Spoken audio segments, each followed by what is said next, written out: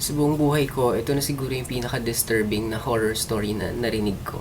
It's the Ole Ole story in Tagalog, Tumingala Ka.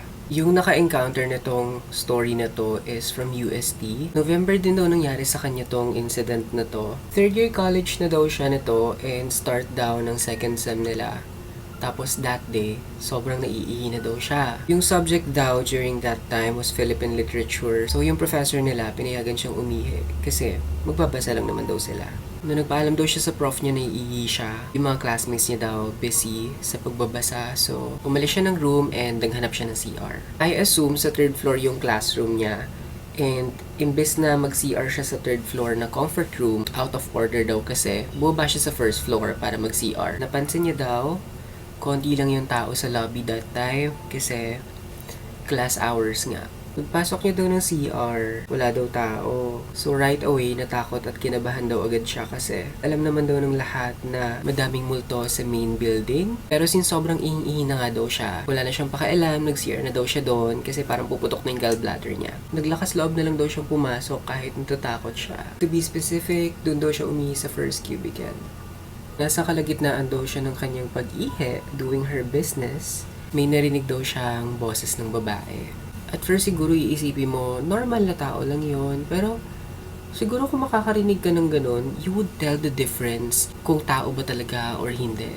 Iba siguro yung naramdaman niya and what she did is nagmadali na lang siya, wala naman siyang choice.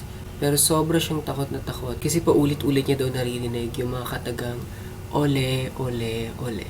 Based on our research, ang word na ole ay Spanish word sa Tagalog, tumingala ka or tumingin ka sa taas. Hindi niya daw alam ang ibig sabihin noon, pero at that very moment, nanghihina na daw siya at sobrang nanlalambot na yung katawan niya. Basta at that point daw, gusto niya na lang matapos umihi and when she was finally done, trinay niyang buksan yung door ng cubicle, dito niya mabuksan, parang may nakaharang daw. She did her best daw to open the door, itulak yon, pero nothing's happening, so wala na siyang magawa, naiiyak na siya, natatakot na siya, and nagdasal na lang daw siya ng Apostles' Creed. After praying so hard, eventually, nakakuha siya ng courage to really force herself na mabuksan yung door and nabuksan nga siya. When she finally made her way out, bumalik siya sa classroom niya, umiiyak, and very, very traumatized for sure. So, sobrang takot niya daw yung way niya ng pagbukas ng door, pabalibag. So, obviously, lahat ng tao sa classroom, even her professor, napatingin sa kanya. Nanlaki daw yung mata nila and they were so shocked na bumalik siyang umiiyak, namumutla, kahit sino naman siguro, no? And ang una daw na nangyari is nalapitan daw agad siya ng professor niya. Tinanong daw siya ng professor niya kung ano yung nangyari and syempre, kinuwento niya sa professor niya everything that happened sa CR sa first floor, sa first cubicle.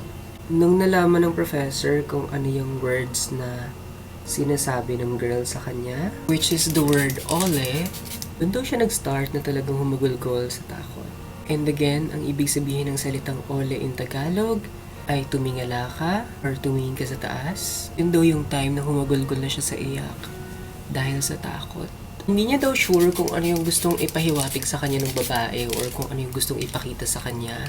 Paano kung tumingala siya at naaksidente siya? What if may makita siyang bagay na hindi natin magugustuhan pag tingala niya? Gusto niya na lang daw mag-move forward, ayaw niya nang isipin lahat. Pero kung meron daw isang bagay na sigurado siya, yun ay hindi na siya babalik sa CR na yon. Nakapost yung story na to sa Spookify and indicated sa Spookify na galing siya sa UST files. I-share ko yung post ng buong story sa aking Facebook account and if you wanna check that, you can visit my Facebook account and you can